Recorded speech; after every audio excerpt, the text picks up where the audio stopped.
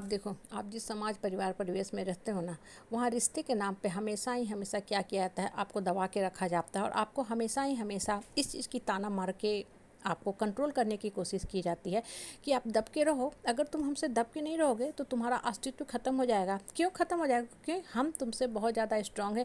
और जो इंसान अपने स्ट्रांग होने का, महान होने का, अपने बड़े होने का, बड़प्पन का बहुत ज़्यादा गुणगान करता है ना, वो देखो को वो इंसान बहुत ही कपटी होगा, लो होगा, स्नीकी होगा। आप देखो, आप जब प्राचीन धर्म ग्रंथ की स्टडी करोगे ना, तब आपको गूढ़ रहस्य वहाँ से पता चलेगा कि ऐसे लोग आज नहीं है, ऐसे लोग पहले भी थे। आपको एक छोटी सी घटना बता रही हूँ, महाभारत की आप स्टोरी पढ़ते हो या सुने हो या देखे हो तो सबने गौर से देखा होगा कि द्रौपदी जो थी, महारथी अर्जुन की पत्नी थी। लेकिन जब युधिष्ठिर से शादी हुआ तब वो गद्दी पे बैठ गई, रानी महारानी बन गई और इंद्रप्रस्थ पे उसका एक छत्र शासन हो गया। और उसने बहुत अच्छे से बोला, क्या बोला कि अपने पति को, युधिष्ठिर को और बाकी पांडवों को, कि इस महल में हम और हम सिर्फ अकेले हम रहेंगे, तुम लोग की और कोई भी जो पत्नी है वो यहाँ प्रवेश नहीं करेगी। और उसने क्या किया, युधिष्ठिर की जो अपनी पत्नी थी देविका, ठीक है, उसको भी यहाँ पे नहीं घुसने दिया। और देविका जो थी ना, अपने जो पिता का जो देश था सिव्वी, वहाँ की सिर्फ और सिर्फ बेटी बन के रह गई, सिर्फ वहाँ की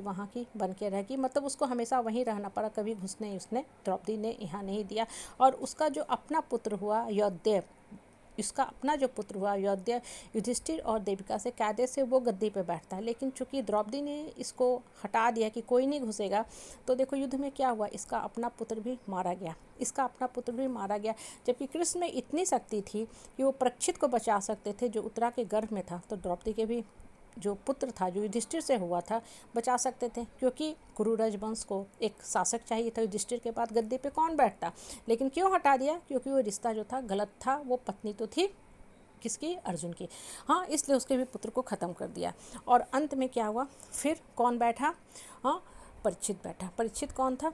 अभिमन्यु का पुत्र था। और अभिमन्यु अर्जुन और सुभद्रा का पुत्र था। अब देखो, ये जो गौर करने वाली बात है ना, वो क्या है कि आप जिस समाज में रहते हो ना, आपको देखो हमेशा ही डराया जाता है कि दब के डर के रहो, नहीं तो तुम्हारा अस्तित्व खत्म हो जाएगा। और लोग आपका हक मारने का कोशिश करते हैं। हक सिर्फ संपत्ति का ही हक नहीं होता है।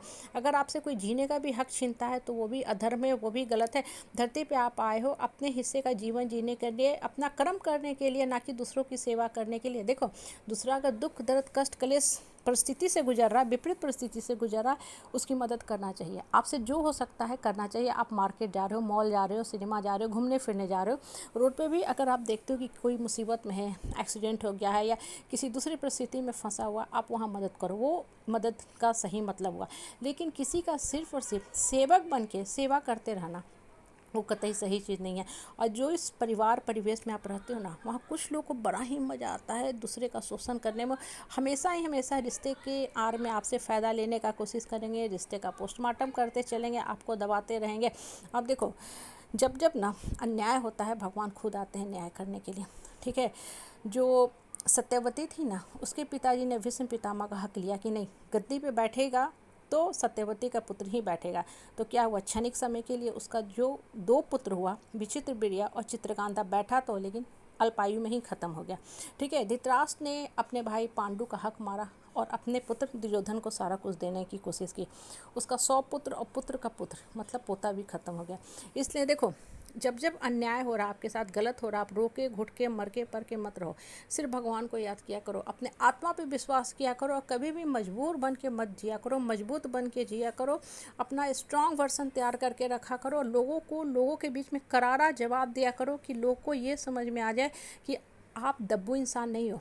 आप रिश्ते के लिए कॉम्प्रोमाइज़ कर रहे थे, रिश्ता चलाना चाह रहे थे, लेकिन जब आपने रिश्ते की जो दहलीज है, रिश्ते की जो सीमा है, अपर लिमिट है, बाउंड्री है, उसको क्रॉस कर दी, तो हम भी आपके सामने खड़े हैं जवाब देने के लिए। हम अपने जीवन की कुर्बानी कभी नहीं देंगे। देखो, धरती पे आने का मुख्य पर्पस क्या है? आपको एक पर्टिकुलर XYZ आयु दिया गया है। उस आयु में आपको काम करना है। जैसे 24 घंटे हैं ना, आपको 24 घंटे काम करने के लिए दिया गया होता है। इतना देर ये काम करते हैं, इतना देर ये काम करते हैं, किचन का काम आप करते हो, घर का काम करते हो, अपने लिए समय निकालते हो, अपने विकास के लिए, क्रिएटिविटी के लिए, हॉबी के लिए, अपने जॉब के लिए बहुत सा काम करते हो, ठीक है। तो आपका मेन पर्पस क्या है? अपने लाइफ को मीनिंगफुल बनाना, खुश मन से जीना, ना कि लोगों को ये हक देना कि लोग आपका शोषण करें, आपके जीने का हक छीनें।